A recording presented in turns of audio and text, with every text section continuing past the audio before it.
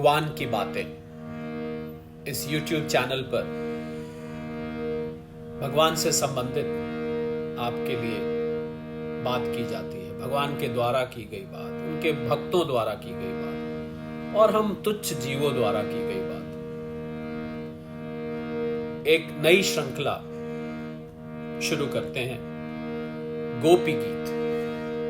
गोपी गीत क्या दर्शाता है? गोपी गीत क्या है? आइए देखते हैं। श्रीमद् भागवत के दशम स्कंद में गोपी गीत आता है। यह गोपी गीत भगवान कृष्ण को साक्षात पाने का मंत्र है। भगवान कृष्ण को पाने के जितने भी तरीके हैं या आगे होंगे, उनमें से गोपी गीत सर्वप्रथम में से एक है। इस गोपी गीत में 19 श्लोक हैं। जब भगवान शरद पूर्णिमा की रात में रास लीला का प्रारंभ करते हैं तो कुछ समय बाद गोपियों को मान हो जाता है कि इस जगत में हमारा भाग्य ही सबसे श्रेष्ठ है। भगवान उनके मन की बात समझकर बीच रास लीला से अंतर ध्यान हो जाते हैं, क्योंकि गोपियां जानती थी भगवान कौन है, लगभग सभी जानती थी, और उनको लगा ये सारे सृष्टि के रचयिता वो परमेश्वर हमारे साथ आज रास कर रहे हैं। शायद उनके मन के इसी विचार को लेकर भगवान अंतर ध्यान हो गए। हालांकि भगवान के अंतर ध्यान होने पर कई अलग अलग भाव हैं कि भगवान क्यों अंतर ध्यान हुए, पर अंतर ध्यान तो हुए, ये बात सत्य है। तो व्यक्ति केवल दो ही जगह जा सकता है, एक है संसार और दूसरा है अध्यात्म या भगवान। जैसे ही भगवान से हटकर गोपियों का मन अपने ही भाग्य पर चला गया, यहां भगवान बता रहे हैं कि जैसे ही भक्त मुझसे मन हटाता है वैसे ही मैं चला जाता हूं। उन अनेकों संकेतों में से एक ये भी संकेत है। उन्हें ना देखकर ब्रज की वो गोपांगनाएं, उनके हृदय में विरह की ज्वाला जलने लगी, वो विरह में तपने लगी। भगवान की मंदोमद चाल, प्रेम भरी मुस्कान, विलास भरी चितवन, मनोरम प्रेम आलाप, भिन्न भिन्न प्रकार की लीलाओं और श्रृंगार रस की भाव भागियों ने उनके चित्त को चुरा लिया था। वे प्रेम की मतवाली गोपियां श्री कृष्णमय हो गई और फिर कृष्ण की विभिन्न चेष्टाओं और लीलाओं का अनुकरण करने लगी। अपने प्रियतम की चाल ढाल, हास विलास और चितवन बोलन आदि में श्री कृष्ण की प्यारी गोपियां उनके समान ही मानो बन गई। उनके शरीर में भी वही गतिमति, वही भाव भंगिमा उतर आई। वे अपने को सर्वथा भूलकर श्री कृष्ण स्वरूप हो गई। मैं श्री कृष्ण ही हूं, इस प्रकार कहने लग गई। वे सब परस्पर मिलकर ऊंचे स्वर से उन्हीं के गुणों का गान करने लगी। मतवाली होकर एक वन से दूसरे वन में, एक झाड़ी से दूसरी झाड़ी में जा जाकर श्री कृष्ण को ढूंढने लगी। वे पेड़ पौधों से उनका पता पूछने लगी।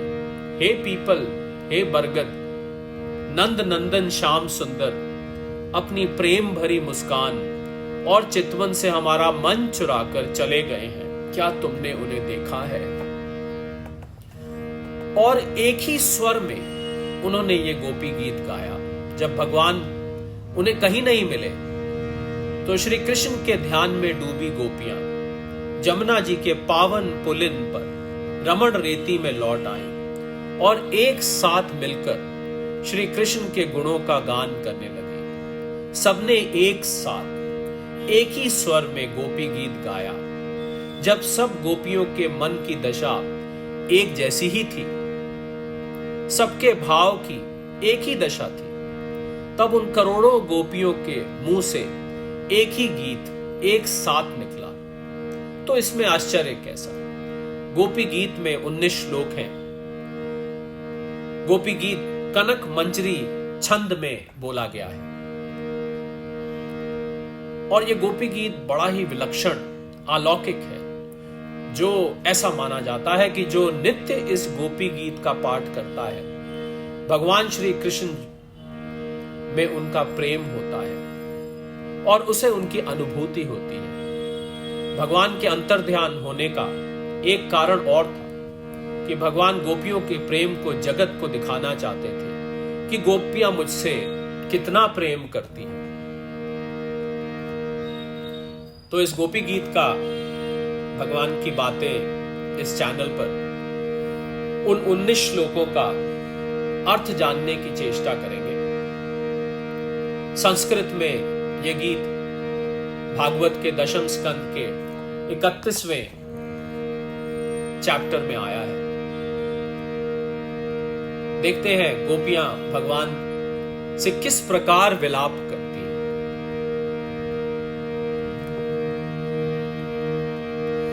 जयति तेधिकम् जन्मना व्रजा श्रयत इंदिरा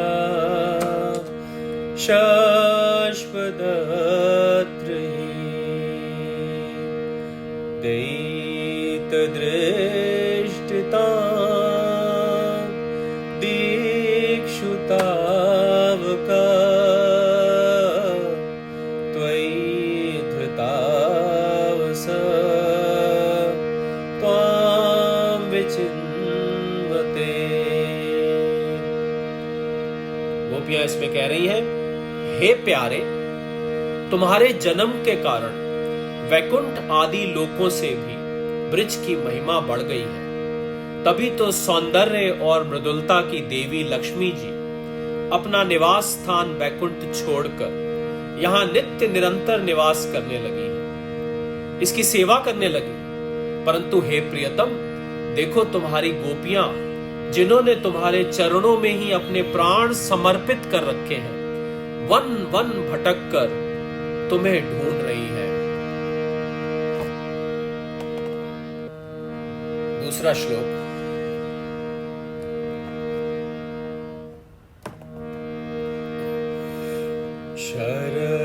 शरदुदाशये साधु जात सा स्वरसिजोधरा श्रीमुषादृशा सुरतनाथ ते शुल्कदासिका वरदनिघ्नतो नेह किं वधा। गोपियां कहती हैं, हे हमारे प्रेम पूर्ण हृदय के स्वामी, हम तुम्हारी बिना मोल की दासी हैं। तुम शरद ऋतु के सुंदर जलाशय में से चांदनी की छटा के सौंदर्य को चुराने वाले नेत्रों से हमें घायल कर चुके हो। हे हमारे मनोरथ पूर्ण करने वाले प्राणेश्वर, क्या नेत्रों से मरना वध नहीं है? अस्त्रों से हत्या करना ही क्या वध है? तीसरा श्लोक।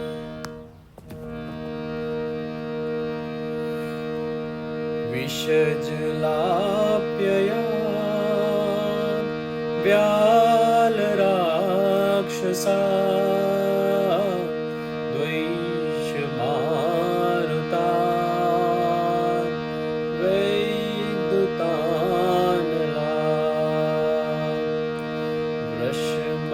वृषमयात्मजा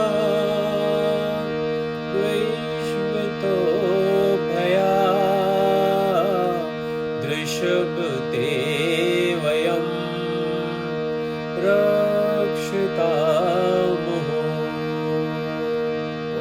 कहती हैं, हे पुरुष शिरोमणि, यमुना जी के विषैले जल से होने वाली मृत्यु, अजगर के रूप में खाने वाली मृत्यु, अघासुर, इंद्र की वर्षा, आंधी, बिजली, दावानल, वृषभासुर और व्योमासुर आदि से एवं भिन्न भिन्न अवसरों पर सब प्रकार के भयों से तुमने बार बार हम लोगों की रक्षा की है।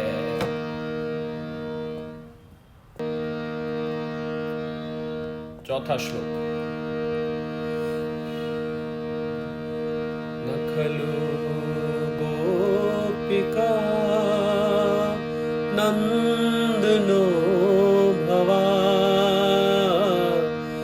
नखिल देहिना मंत्र आत्मदका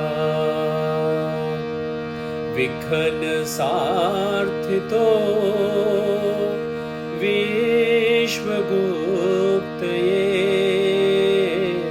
सख उदेवा सात्वताम कुले।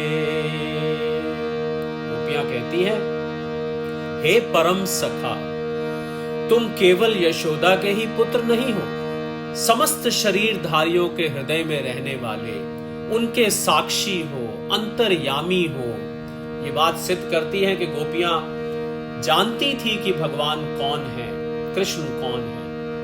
आगे कहती है, ब्रह्मा जी की प्रार्थना से विश्व की रक्षा करने के लिए तुम यदुवंश में अवतीर्ण हुए हो।